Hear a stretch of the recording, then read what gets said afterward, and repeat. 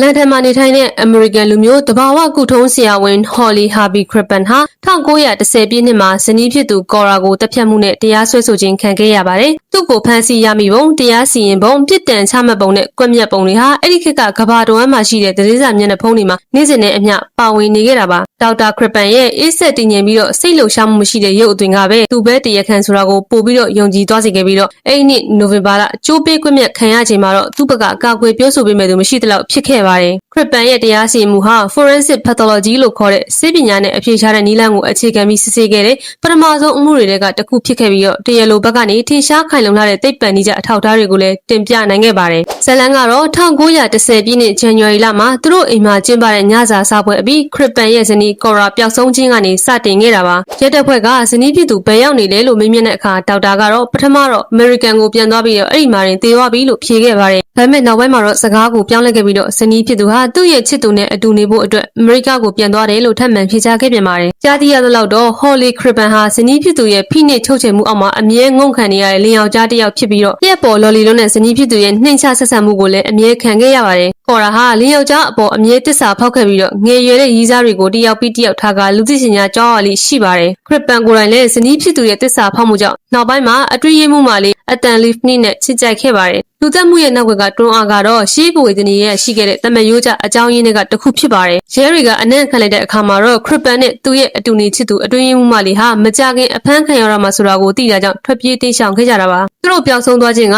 အိမ်ကိုထပ်မံရှာဖို့လမ်းစာဖြစ်စေခဲ့ပြီးတော့နောက်ပိုင်းမှာတော့ကြောက်မီးသွေးမြေအောက်ခန်းထဲကနေပုတ်ပွနေတဲ့အင်္ဂါအစိတ်အပိုင်းတွေဖြတ်တောက်ထားတဲ့ညဝိအိတ်ဆုံအဟောင်းတွေနဲ့ပတ်ထားတဲ့လူသက်ကွင်းအလောင်းအပိုင်းစာတွေကိုရှာဖွေတွေ့ရှိခဲ့ပါတယ်။ရှေးဟောင်းမှုကင်းဆေးပညာရှင် Barnett Spitberry ကကျယ်ရှိနေသေးတဲ့အရေးပြားပေါ်ကခွဲစိတ်တံရကိုတိုက်ဆိုင်စစ်ဆေးခဲ့ပြီးတော့အလောင်းဟာ Crippen ရဲ့ဇနီးကော်ရာရဲ့အလောင်းဖြစ်ကြောင်းကိုအတည်ပြုခဲ့ပါတယ်။အဲ့ဒါအပြင်ရုပ်အလောင်းမှာဟိုင်ဒရိုဂျင်ဆေးဝါးတဲ့အကျွင်းကြံကိုတွေ့ရှိခဲ့ပြီးတော့ Crippen ဟာကော်ရာမပြောက်ဆုံးမီလေးတင်ထိုဆေးကိုဝယ်ယူခဲ့ကြောင်းရဲတပ်ဖွဲ့ကဖော်ထုတ်နိုင်ခဲ့ပါတယ်။အခြေအနေဟာ Holly Harvey Crippen အတွက်အရန်ကိုဆိုးဝါးခဲ့ပြီးတော့နိုင်ငံပြင်ပကိုထွက်ပြေးဖို့ဆုံးဖြတ်ချက်ကအခြေအနေကိုပို့ပြီးတော့ဆိုးရွားစေခဲ့ပါတယ်။ SS Montreal တင်မော်နဲ့ကနေဒါကိုထွက်ပြေးဖို့ကြိုးစားရမှာအရက်ပုပြက်တဲ့ချစ်သူအန်တယ်ကိုယောက်ျားလေးလိုဝတ်ဆင်စေခဲ့ပြီးတော့တာအဖအသွင်ဆောင်ခဲ့ကြပါတယ်။ဒါပေမဲ့ကန်ဆိုးစွာနဲ့ပဲ Scotland ရဲ့ရဲတပ်ဖွဲ့ကဒီနေ့ကိုလိုက်လံဖမ်းဆီးနေတာသိထားတဲ့တင်မော်ကပရီ Henry George Gandro ကအန်တယ်ရဲ့ကလေးကလားအသွင်ဖြောက်မှုကိုရိပ်မိသွားခဲ့ပြီးတော့မခွန်နီကျင်းတဲ့စနစ်ကိုအသုံးပြုကရဲတပ်ဖွဲ့ထံအခုလိုကျင်းနေရပြီးတော့ဒီလိုအကြောင်းကြားခဲ့ပါတယ်။ဟယ်လိုအရာရှိကြီးတို့ခင်ဗျာလန်ဒန်မြောက်ကလူသက်သမား Crippen နဲ့သူ့ရဲ့ကြံရပါဟာကျွန်တော်ရဲ့တင်မောပထမတန်းခီးတဲ့ထဲမှာပါနေတယ်လို့တန်တရားရှိပါတယ်။ကြံရပါကယောက်ျားလေးလိုဝတ်ထားပေမဲ့အမူအရာနဲ့ကိုလုံးကိုပေါ်ကမိန်းကလေးဖြစ်တာသိကြပါတယ်။အဲ့ဒီစကားကြားပြီးနောက်မှာတော့ Scotland ရဲ့လုံနောက်အရာရှိ Walter Drew ဟာပုံမမြန်ဆန်တဲ့တခြားတင်မောတစ်စီးကိုစီးနှင်ပြီးတော့ကွိပတ်စိတ်ကန်းကနေကြိုတင်ရောက်ရှိနေခဲ့ကကနေဒါရဲတပ်ဖွဲ့နဲ့အတူ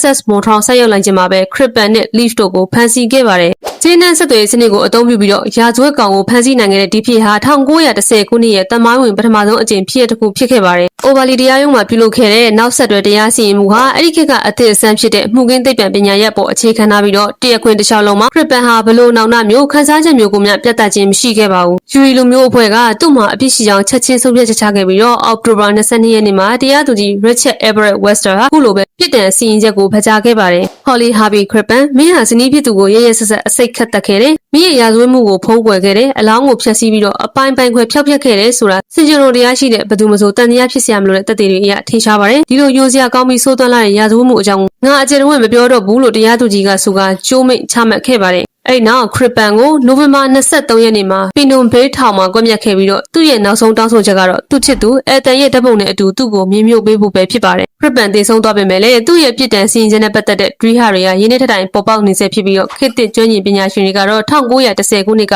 Royal London ဆေးရုံမှာရှေးဟောင်းမှုကင်းဆေးပညာရှင် Spitberry ကသိသိထားတဲ့မူလဆက်လိုက်ပြားပေါ်ကအရေးပြားတီရှူတွေကိုပြန်လည်စစ်ဆေးကြည့်ခဲ့ရာသက်သေခံအသားစားရဲ့ DNA သက်သေနမူနာဟာလည်းဇနီးတဲ့အမျိုးသမီးရဲ့ DNA မဟုတ်ဘဲနဲ့တခြားအမျိုးသားတစ်ယောက်ရဲ့ DNA ဖြစ်နေတယ်ဆိုတာရဲ့တရားခွင်မှာပြောကြားခဲ့တဲ့ဇနီးဖြစ်သူရဲ့ဘိုက်ခွဲကြောင်းအမာရွတ်ဆိုတာဟာလည်းအမာရွတ်မဟုတ်ဘဲနဲ့တဘာဝအရေးပြားတုတ်ခေါက်ရာဖြစ်နေတယ်ဆိုတာရဲ့ကော်ရာပျောက်ဆုံးကန်ဒီကော်ရာနဲ့တူတဲ့အမျိုးသမီးတူအိမ်ကနေတက်တာ6လုံးတက်ထုတ်သွားတယ်ဆိုတဲ့အမြင့်လက်သမားရဲ့ထွက်ဆိုချက်တွေကိုချက်လက်ထားခဲ့တယ်လို့ခေတ်သစ်မှုကင်းအစိတ်ပေဒပညာရှင် John Treray နဲ့ Michigan တက္ကသိုလ်ကခေတ်သစ်မှုကင်းသိပ္ပံပညာရှင် David Foran တို့က Crippen မှာအပြစ်မရှိဘူးလို့ကောက်ချက်ချခဲ့ပြန်ပါတယ်။ဒါပေမဲ့လည်း Crippen ရဲ့အရှင်းနောက်မနီးရဲ့ထွက်ဆိုချက်တွေရဲ့ထွက်ပြေးတိမ်းရှောင်မှုတွေရဲ့မြေအောက်ခန်းထဲမှာတွေ့ခဲ့တဲ့သက်သေအထောက်အထားတွေရဲ့ကြောင့် Crippen ဟာဇနီးကိုမတက်ခဲ့ဘူးဆိုရင်တော့မြေအောက်ခန်းထဲကအမှုနဲ့တနည်းနည်းတော့ပတ်သက်နေမှာမှန်တယ်ဆိုပြီးတော့သူတို့ချို့ကလည်းအပြစ်ရှိတယ်လို့သုံးသပ်ခဲ့ကြပါတယ်။ Crippen ဟာလူသားသေးသောပင်မဲ့သူ့ဇလန်အရှုပ်တော်ပုံနဲ့ပတ်သက်ပြီးတော့လူအများ ကိုရင်းနှီးထက်တိုင်အုံနောက်60ခဲ့ပါတယ်။ကြည့်ရှုသူပရိသတ်တွေရောခရစ်ပန်မှာတကယ်ပဲအပြစ်ရှိရလားအပြစ်မရှိဘူးလားဆိုတဲ့မှုခင်းဆိုင်ရာသုံးသပ်ချက်လေးတွေကိုကွန်မန့်လေးထဲမှာမျှဝေပေးသွားခဲ့ပါအောင်ရှင်။အားလည်းစိတ်ဝင်စားစရာဘူးတုတမျိုးစုံတင်ဆက်ဖို့အတွက်အကောင်းဆုံးအနေနဲ့ပြန်လာခဲ့ပါမယ်ရှင်။ကြည့်ရှုပေးကြတဲ့ပရိသတ်တယောက်ချင်းစီတိုင်းကိုလည်းကျေးဇူးအထူးပဲတင်ရှိပါတယ်ရှင်။